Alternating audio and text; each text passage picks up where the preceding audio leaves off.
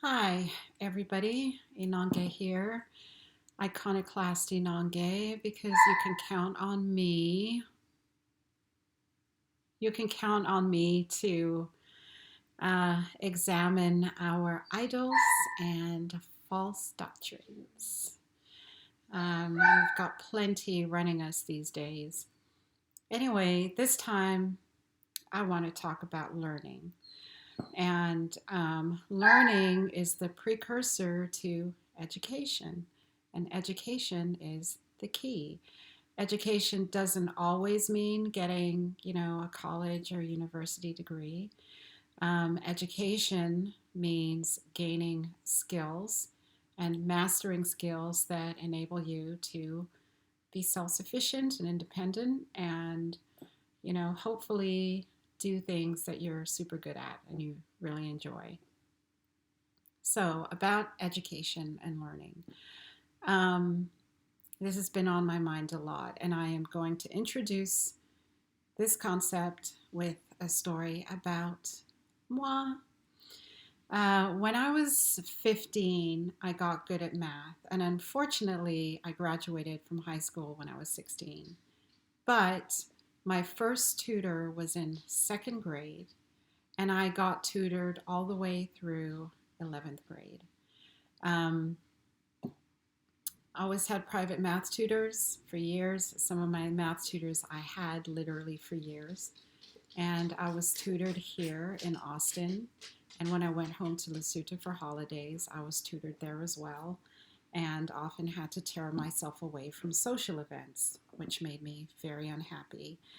Um, my inability to do math was a major, it really hurt my self esteem because I saw that most of my peers just got it and it was nothing for them to learn, and I struggled mightily. And it really, I thought that there was something very, very wrong with me. Um, my dog is here right now, trying to get all my attention. But this is my story. When I was 15, I came up with a bright idea just out of the blue. I don't know, maybe I saw something in a mirror and I decided that I wanted to teach myself how to write backwards, and I did. And then I decided, how about writing backwards in cursive? And I learned it. And then I was like, hey, I remember being forced to use my right hand when the left hand felt natural. I'm going to write with my left hand. So I mastered writing very well with my left hand and then backwards in cursive.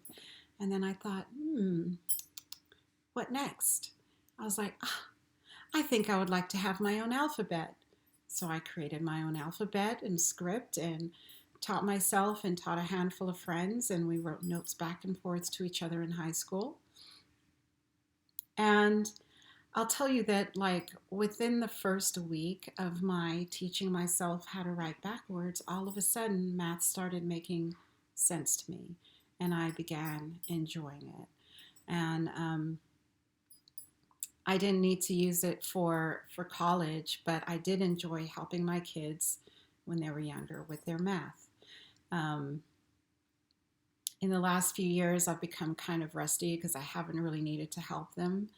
But when I have time, I want to go back to it just for the fun of it. Now, here's another level. My grandparents, so here in Austin, my grandfather was a math professor for 40 years, and he had a bunch of really cool books on super learning. And um, once I actually got hold of the books after I was a mom and I had returned to Austin, so I borrowed a few. And then also my grandmother, she was an educator too. She was an English teacher and a reading specialist, and so between the two of them, they had a bunch of books. And I began investing in other speed reading and super learning programs as well. And the last one I invested in was Jim Quick, which is really, really good. I highly recommend. But there was something in common with all of these different learning like super learning and studying um, books and programs. And basically, it's setting up the environment, the external and the internal environment for learning, right? So, externally, you want to have an uncluttered environment, like a horizontal surface that's clean and clear of anything that doesn't have anything to do with what you're studying. And you want to have all of your materials. So it could be like computer, laptop, papers, graph paper, spiral notebooks, pens, pencils, Sharpies, stickies, whatever, erasers, and set time aside to study, right, uninterrupted. Now, the internal environment, setting up the internal environment usually has got to do with self talk, right? Um, I want to learn how to do this. I can do this. I feel safe. I feel secure. I'm excited about learning this. I see myself on the other end. I've learned it and I've mastered it, and it feels so, so good. You know, um, for the lack of vision, the people perish. So before even beginning to study or learn, or even beginning to learn how to study and learn, creating the inner environment, the non physical world, in your heart and your head and your gut that makes you ready for learning, that makes you receptive. It's like deep relaxation, using peripheral vision, becoming really aware of everything that's in the environment, training telling yourself that you're really going to focus your mind for a particular amount of time, right? So I learned a lot from these programs. They're very, very helpful for me. And because of them, I'm able to, learn a bunch of information and understand things really well. I'm constantly like, I've got this, I just need to learn more and more and more. And it's not enough for me to just go with what people tell me things are. I need to like research more and more. And knowing how to absorb information quickly is very helpful. So here we are in 2020. We've been what's the word? Initiated. We're being initiated into a new world, what they call the new world. And institutions, the institutions that are not strong enough to stand are not going to stand. And businesses are going under, whether they've been inherited from family or they were built from the ground. Many businesses are going under. Many people lost their employment and their living and their way of life. There've been like mass movements of people because maybe it was too expensive to live in an area. They had to go someplace else. Many, many changes are taking place.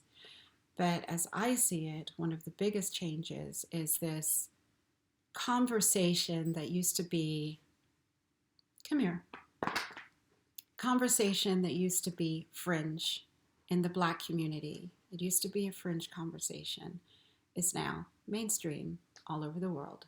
And billions of dollars are being pumped into promoting this conversation, making it ubiquitous, putting it in institutions of higher learning. Well, it's been there for a while, but it's really, a lot more now. Politics, public schooling, civic life, in the stores, in entertainment, in music, movies, games, gaming, you name it. I mean, it's in restaurants. Every aspect of our society is imbued by this particular conversation. And this conversation says that the problem in the world is white supremacy. And our duty, obligation, our reason for being is to dismantle white supremacy. Because once we get rid of this white supremacy, then we will have an equitable and a just world, right? Um, Come here. So that's the conversation that everybody's having, whether they want to or not. And also, if you do not want to have that conversation or you think that conversation is not correct, then you're the one who's not correct.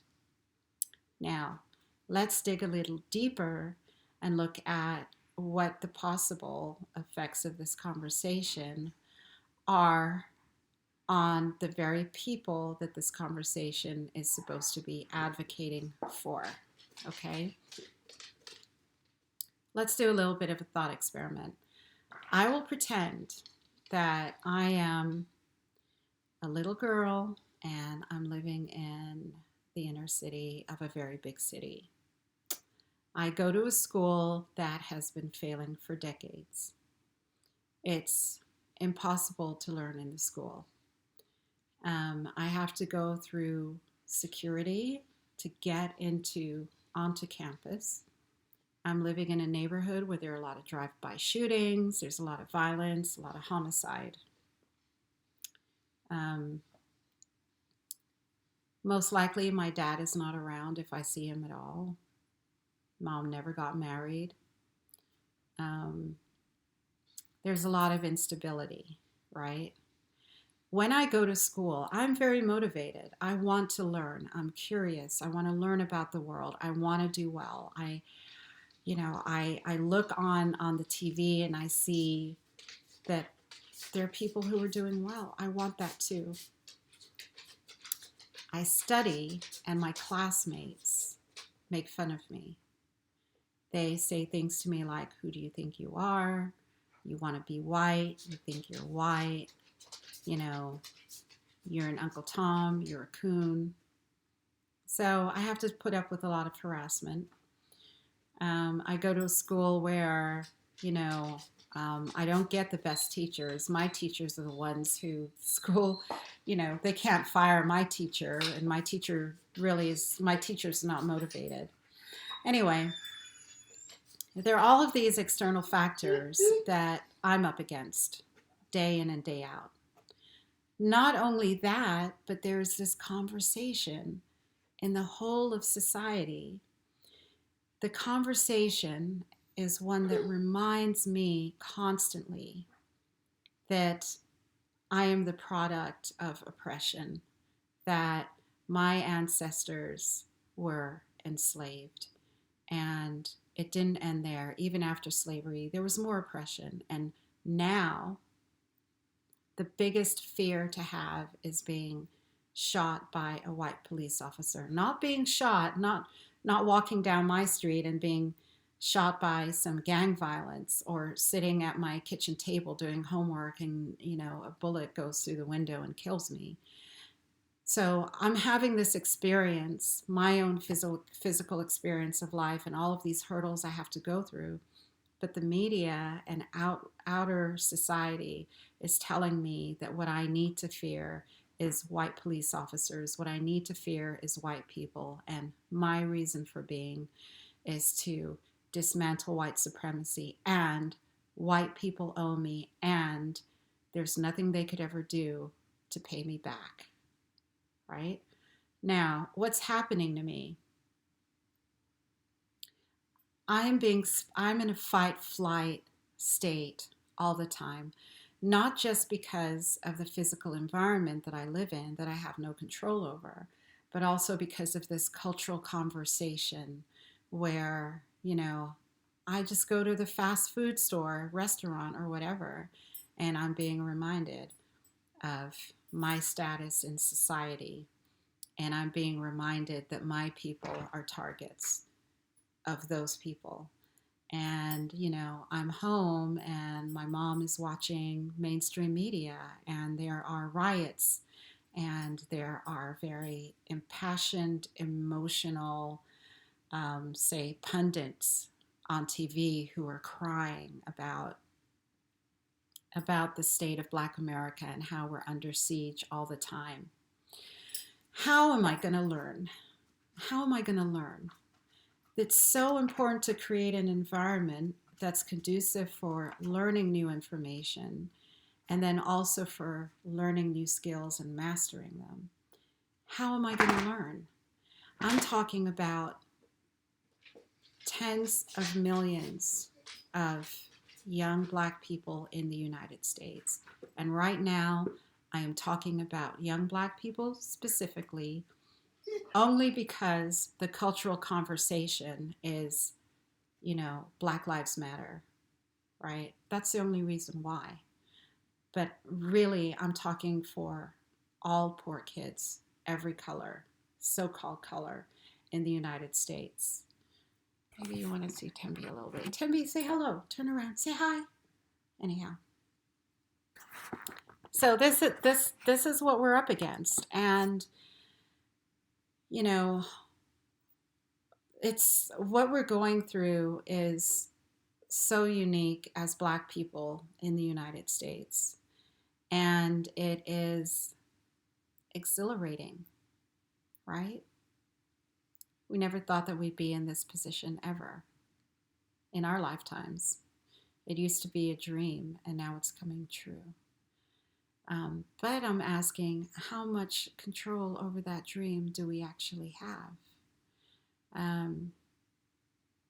Because if we're so traumatized, and the conversation that we really put our energy and our emotion and our passion into, more often than not, is the conversation for our oppression and victimhood.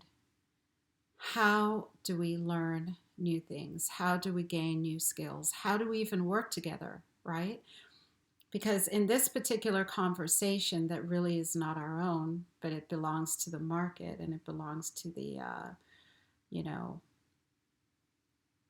what do you call it? The corporations or whoever is profiting off of this. Yeah, we don't have control, and the most important thing is for us to heal internally, head, heart, and gut, and heal.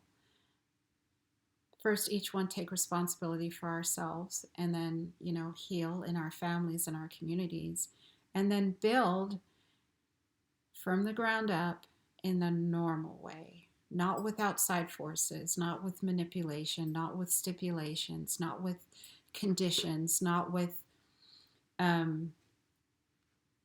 what's the word? Not with boundaries that are imposed by other people because they have the money and, in order to get what we want or achieve what we want, we have to ask permission. And I'm talking about even asking permission of each other, right?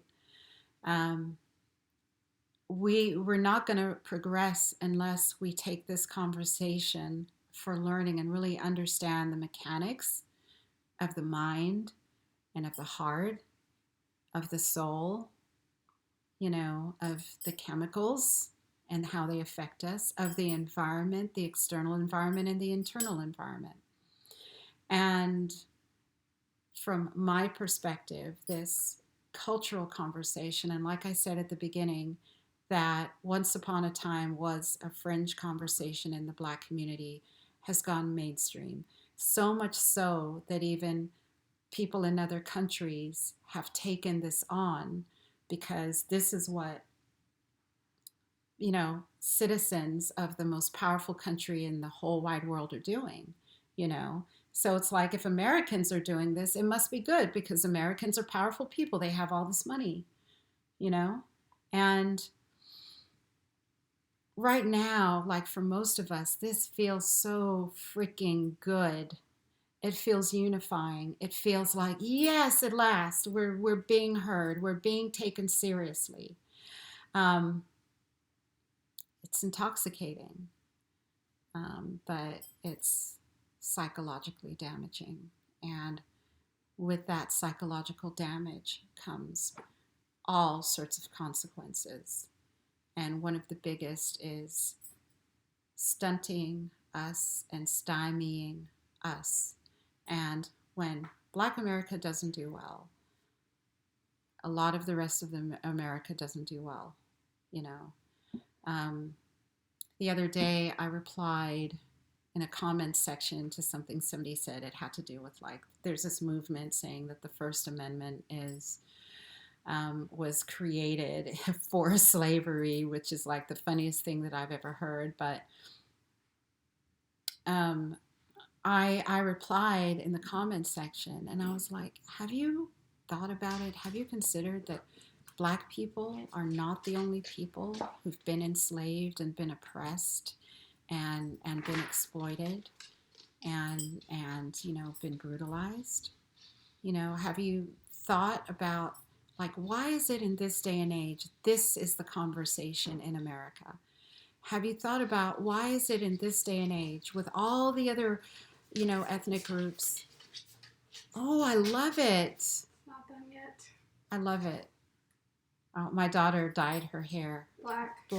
and it's super. Oh, I love it. Fingernails.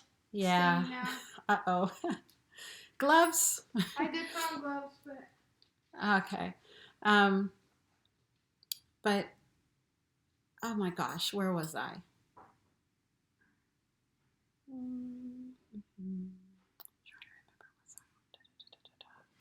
So anyway, I forgot. Yeah, these, conversations.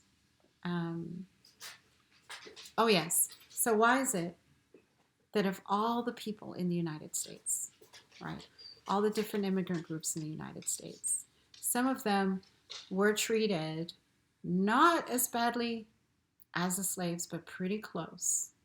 And then even those who weren't treated as badly as the slaves in the United States, maybe in their own home countries, they were treated as badly. Do we ever think about that? Do we even care? So what is the ultimate purpose for this narrative, right? This story that has become, it has mythological proportions about Black people in the United States, right? Our story increasingly has become a story of oppression, of trauma, and increasingly it's like we bond through trauma these days. It used to be in the olden days, Black people, we bonded through, the church, through religion, through God. And now the corporate funded popular story is that we bond over trauma, and then any one of us who goes, hey, wait a minute, we attack, we attack, But it's those people who are like, something's not sitting right. And I have an idea, like those are the leaders. They're the ones who they see a vision beyond the vision that we're given. They see a bigger vision and they're excited about it and they want to bring as many along as possible. So that's all I'm going to say for now. Just to wrap it up, the human brain is plastic. We can learn new things, but we have to have the proper, the resourceful, the correct external and internal environments to make that happen. We need a new conversation. We can transform everything without even spending a dime. It's a conversation, it's a mindset, it's an identity issue, One last thing before going, while I remember. Back in the 90s, there were experiments done where they take a group, half and half Black and white high school students, and another group, basically the same. One group, all of the kids took standardized tests together, and they all scored the same. Black, white students, they scored the same.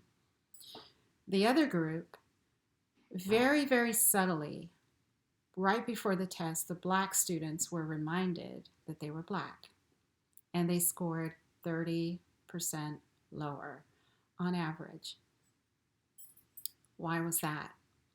Because the narrative, the story of being Black in America has become a story of tragedy. How can anybody be able to focus, concentrate, enjoy learning, learn anything new, take in new information, or master a skill when they are identified with tragedy? Fight, flight kicks in, right? It so this is something to think about. I see what's going on in popular culture, and I see what's going on, and I see it. I see it. And I have to speak on it. And not everybody is going to get me or agree with me, but I have faith that there will be enough people who get me, or they've had these thoughts before, and maybe they didn't feel comfortable expressing them. I hope that after seeing me express them, you feel a little bit more comfortable expressing them. And then after thought, it's like thought and then action. Maybe do something a little bit different next time. All right. Well, I've talked enough.